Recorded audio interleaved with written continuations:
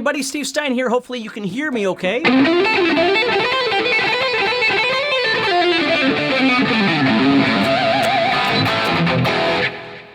Cool. Hey everybody, Steve Stine here. I want to help you, again, welcome. I'm going to be doing another little live thing here for you.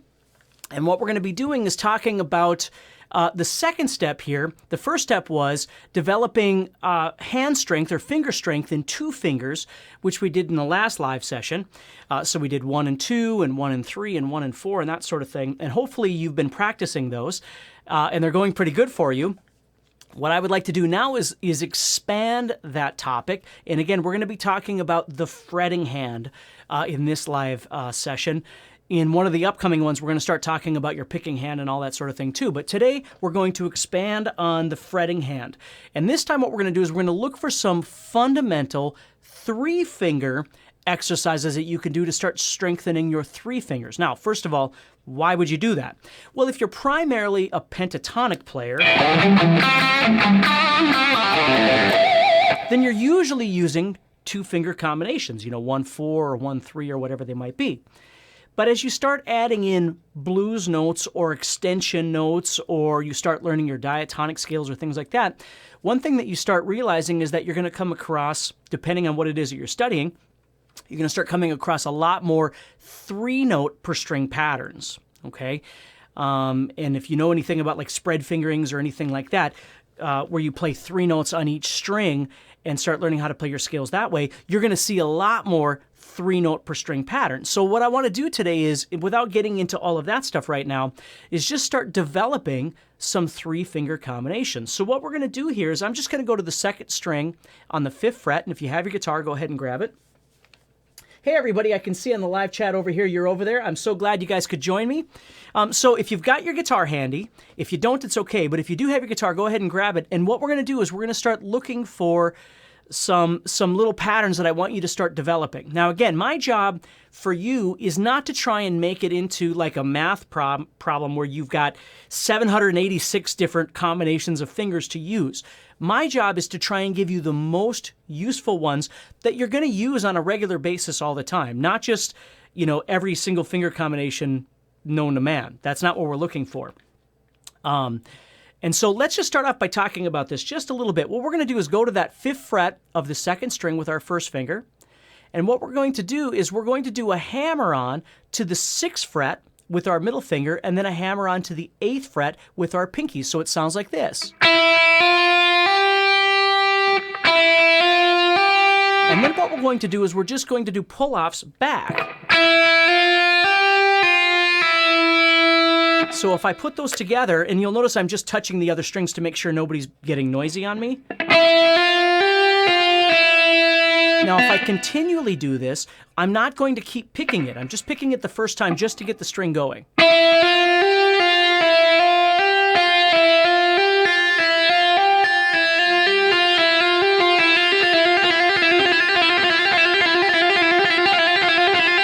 Okay, now, a couple of things about this. No, obviously, I've got myself an electric guitar here, and I've got some distortion on here, and both of those things are going to make this process much easier. It's going to sound better than it would if I was doing it on an acoustic, but don't get me wrong.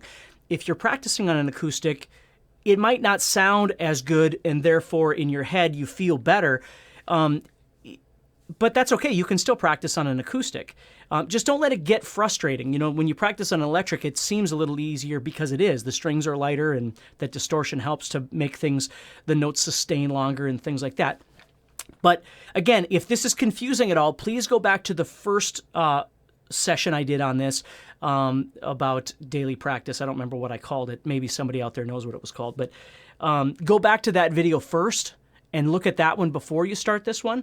So in order to get this started, the first thing I want to do is I want to explain to you a little bit about hammer-ons and pull-offs and doing them effectively, because after the last session, I had a lot of people asking about that. So I want to make sure you really understand what we're going for here. It's not just speed, it's quality, okay? With confidence and with quality comes speed. And it took me years to figure that out, but it really is true. So it's not, our goal isn't how fast can we do it. Our goal is how well can we do it. And with that wellness comes speed, okay? So what I want you to think about whenever you're doing a hammer-on is your goal is to try and smack that string to get as much volume out of it as possible relative to the picking note that you just played, right? So if I play this, I want that second note to not be really, really quiet compared to the first note. I want it to be as loud as I can get it. You see? So I really got to smack it down a little bit. Now, again, if I was playing acoustic, I'm looking over here because I have an acoustic guitar sitting here. If I was playing acoustic, I'd have to try even harder, okay?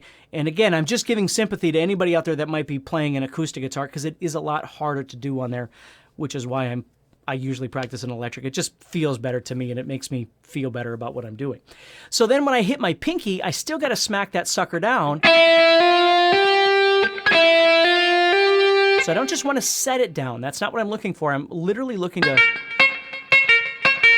I'm smacking that finger down. And then when I do pull-offs, I'm not just taking my finger off, but I'm actually flicking the string. So when I hit this pinky, now I'm going to do a pull-off.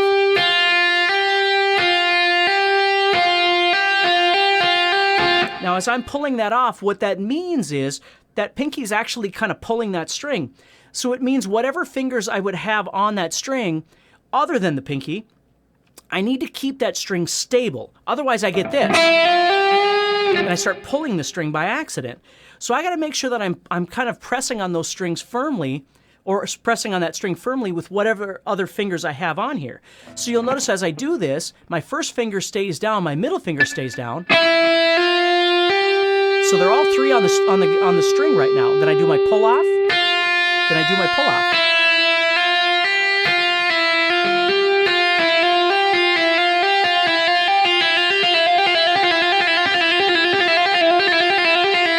Okay, now I'm not going to go through this in detail for every single thing I'm going to show you right now because it's the same premise no matter what fingers you're using, no matter what strings you're using, no matter what position you're in. Okay, you're looking for quality. You're looking to really smack that finger down for a good, effective hammer-on, and you're looking to flick the string for an effective pull-off. Now, like we talked about before, I pull off towards the floor, where you might have learned how to pull off towards the ceiling. That's always been weird to me to push the string up to get a pull-off, but I've seen people do it, and they're very effective at it. So if you're doing it different than me, don't feel bad. If it's working for you, keep going, right? Okay, so now what we're going to do is we're going to take this and we're just going to make a variation on that. So instead of just going forward and back with hammer-ons and pull-offs, I'm going to start doing individual ones as a series of hammer-ons and pull-offs like this. I'm going to play 5 to 6 and then do a pull-off. And then I'm going to do 8 and pull-off. So I'm doing 5, 6, 5, 8, 5, 6, 5, 8 like this.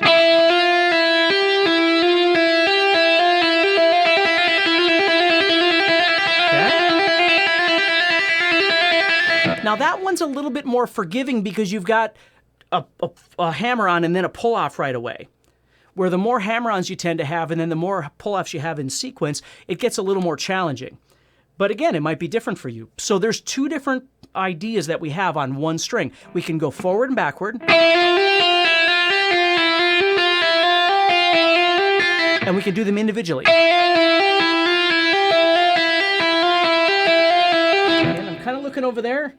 And somebody, I'm sorry if I can't get to all your questions because it goes by kind of quick, but somebody said, let me see this one here. Does the thinner gauge string have less durability than a thicker gauge string?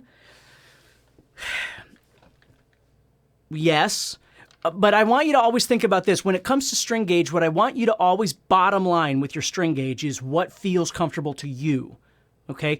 Because the market, the society will tell you that the thicker the string, the better the tone. And there's truth to that. There's no doubt about it, all the way around, okay? There's, your string would be more stable if it was thicker, all those kinds of things. And those are all true statements. But you still got to play it. You're the one playing it. You're the one selling your product, which is your ability to play this guitar. So for instance, right now I'm playing 9 gauge at standard, which is kind of my home, okay? I've played 8.5s before, I've played 8s before, I've played 10s before, I've played 11s before. And I go back and forth between all these, and I still wind up going right back to 9s. Now, you might have seen it before, but I have a Paul Reed Smith. And on that Paul Reed Smith, I run 10s on that because the guitar just feels better with 10s than this one does being 9s. They're just different. Now, here's the truth, though. I don't play the Paul Reed Smith exactly the way I play this guitar. They're two different beasts, and I love them both dearly. But the Paul Reed Smith isn't my go-to guitar when I really want to rip. I don't know how to describe it, but it's a little different. So having 10s on there is perfectly fine because it feels right for what I'm doing with the guitar. Where on this guitar, 9s work for me. And again, I don't want to get off on a tangent, but hopefully that kind of explains it to you a little bit. Okay, so now let's go ahead and go to the second part of this. So it's the same idea, but this time what we're going to do is instead of using 1, 2, and 4, we're going to use 1, 3, and 4. Okay, and then I've got something really cool to explain to you once I show you this.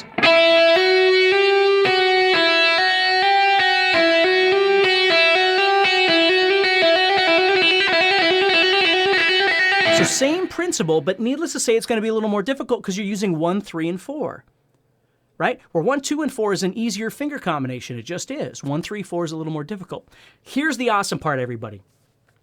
When you get to this point in your playing, what I want you to start realizing is you're doing exercises that are actually self-checking your abilities. Because if you're trying to do like this one right here, this 3-finger one using 1, 3, and 4, and you're having a real heck of a time using 3 and 4, that should be an alert to you that you need to go back to like the last live session that we did together and just practice this combination. Okay? The most important thing for me to you is that someday you're not going to need people like me anymore because you're going to have your whole thing going. You're going to be able to self-check the issues that you've got in your playing and fix them. Now, that doesn't mean you won't... I read guitar magazines and buy videos and do all kinds of stuff all the time. Because I love it. I love the environment. I love learning and I love teaching and I just love new things.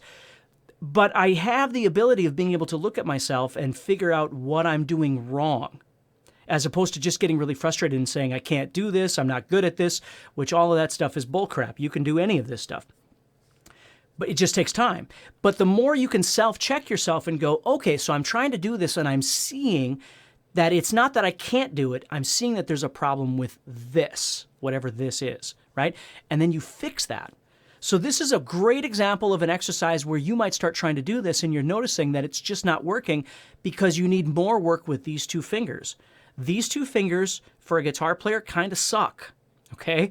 But the more you practice this stuff, the better it's going to get. And I'm going to be honest with you. Which I should have just made a video on this, and I probably will at some point, but I was a Montessori music instructor for almost 15 years. And I was a college professor and all kinds of different things. But when I was a Montessori music instructor, I taught kids. Obviously, I taught from toddler to the Montessori only went up through 8th grade, but I would teach those classes. And whenever we had something really hard to work on for that day in music, something that really required a lot of brain thought, for lack of a better term, I would tell them to get their yayas out. And I got that from a Rolling Stones album a long time ago, and I don't even know what I mean by it. And what it meant was to get up and get crazy and just let loose and get some of this energy out and don't worry if it's not perfect, just have some fun and get crazy. And again, I should probably do a lesson on that alone, but what I want you to think about is when you start doing any of these exercises that we're talking about, let's say it's early in the morning or you just got home from work or from school or whatever it might be, and your fingers just aren't clicking, this is what works for me, and I call it a pre-practice, but it's really getting my yayas out, okay? And what I'm doing is I tend to just do these exercises I'm showing you, but with the understanding that I am not warmed up, so I will suck at it. So all I do is I try and run through these exercises for about 5 or 10 minutes, completely with the understanding that they're not going to be what I want. I'm just trying to get the blood flowing. I'm just trying to get my brain in the game. And that's what I call pre-practice. And of course, the analogy is my students getting their yayas out. So you might have to do this a little bit and then go wash your hands in some, warm water and that sort of thing, stretch out a little bit, and then you come back and all of a sudden they work better. So if there was ever an element of magic that I could give you, for me, that's what really works for me is I do a little bit of this pre-practice to get everything warmed up, and then I come back and start playing, and things just work better. Where if I come in with this mindset that I sat down and I grabbed my guitar and now I'm going to play, and it's not working, then I get frustrated with myself. So I already know my first 10 minutes, first 15 minutes of practice are going to suck. So I just warm up. I just use it as a yaya time to get my fingers going. Or I might jam to a song, but I'm not trying to do my best. I'm just trying to get some things going on the guitar. And then once I get that done, then I start hitting it. So maybe that helps you a little bit as well. So we've got 1, 2, 4, we've got 1, 3, 4. Okay? And we've got it forward, backward, or we can call this in and out. Or, okay? So now what we're going to do is I'm going to give you just a couple more ideas and then I'll let you get back to whatever you're doing for the day. So now what I'm going to do is I'm going to use the frets 5, 7, and 9 on the 4th string and 5, 7, and 9 on the 3rd string. And it's just for no other reason. I'm just choosing a place. It doesn't matter. It doesn't have to be a spread fingering like I'm doing right now. It could be something else if you want to do 5, 7, and 8 or 5, 6, and 8. It doesn't matter. Whatever works for you, whatever strings. But here's what I'm going to do. I'm going to play 5, 7, and 9. I'm going to pluck that 5, and I'm going to do a hammer-on to 7 and a hammer-on to 9.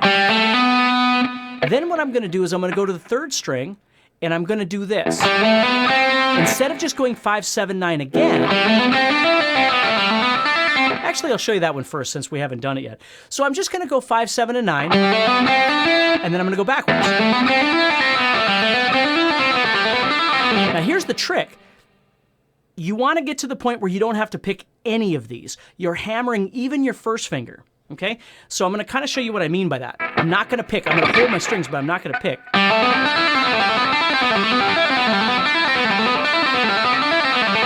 Which means now what you're doing is you're even training your first finger to do a hammer-on.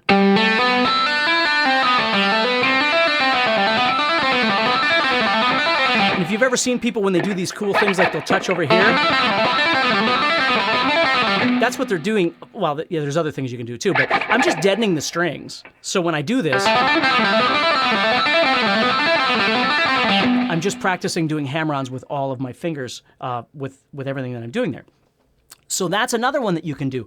And you can do it right now. I'm doing it as a spread fingering, but I could close that in and do 5, 6, 8. Or 5, 7, 8.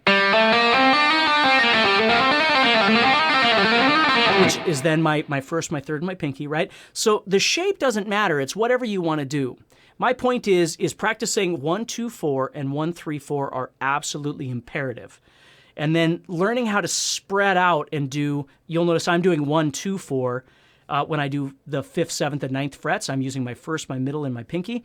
Some people like to use first, third, and pinky. It's okay. If you're fingering it different than me, don't worry about it. It's fine. Okay, that's a whole other topic of conversation. But my point is I'm just trying some different things using the same patterns over and over and over. Okay? And then the last exercise I want to show you is that same idea, only I'm going to change up the order. Here's what I'm going to do. I'm going to play 5, 7, 9 like I did before. But when I go to the 3rd string, instead of just going round robin, going forward and backward, I'm actually going to go like this. Now don't get confused by that. All I'm doing is when I get to the 3rd string, I'm going to go 5, 9, 5. Okay? So I have this. And remember, if it seems like it's moving a little fast, in just a short amount of time, I'm going to have this available on the Steve Stine channel, and you can watch it as much as you want to. Take notes on whatever you want to do. So I have this. And then I'm going to go 7, 9, 7, 5. So it looks like this. And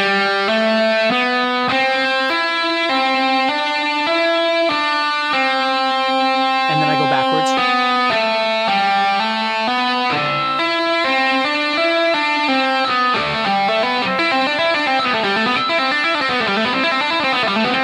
So if you're looking at trying to elevate this idea, if you're watching me right now and you're going, I already know how to do that. This might be a new one that you could do, something a bit more advanced. If you're watching this going, I don't even understand what that was, don't worry about it. Do the first ones. Okay, I just want to give you different ideas and different options of things to practice. You never have to do them all, and you never have to do them all perfectly. I just love to throw ideas out there and see what sticks, against the wall for you, and you go, that one's the one I need to work on. The goal of video all the time, the goal of these live sessions and anything else is not to have you walk away going, wow, I feel even worse than I did before because I can't do all that. No, that's not true. You have a million things going on in your life. You don't get to play all day like I do. So don't feel bad. Find what works for you and practice that thing and develop it and then move on to the next one. Okay? Now, the final words I'm going to give you are this. The reason why we're focusing on 1, 2, 4, and 1, 3, 4 primarily are because they're the ones we use the most. When we play scales, all this kind of stuff, we're using those finger combinations. You'll notice I did not talk about 1, 2, 3, and I did not talk about 2, 3, 4. If you want to practice those finger combinations, be my guest. But I'm being honest with you, you use them far less than you do the other finger combinations. And again, I'm not saying that to make my fingers feel bad or leave somebody out. It's not that. I'm just telling you what, in my experience of playing my entire life, those are the ones that would be used the most. But if you really want to practice some other ones, you have other finger combinations you could do. But I would strongly encourage you to start with 1, 2, 4 and 1, 3, 4. Okay? So, hey, everybody. Jeff says, when practicing acoustic and electric guitar together, which do you prefer using first? I don't really prefer one or the other. Like yesterday, I was outside with my daughter hanging out. The weather was nice here in North Dakota. And I was outside with a classical guitar, just tinkering on harmonic minor, having some fun and exploring something completely different than this, right? And it was just because the guitar was sitting there, and I grabbed it and went outside and sat on the porch and started playing. And it was great. I played for probably an hour and a half just goofing off on that thing.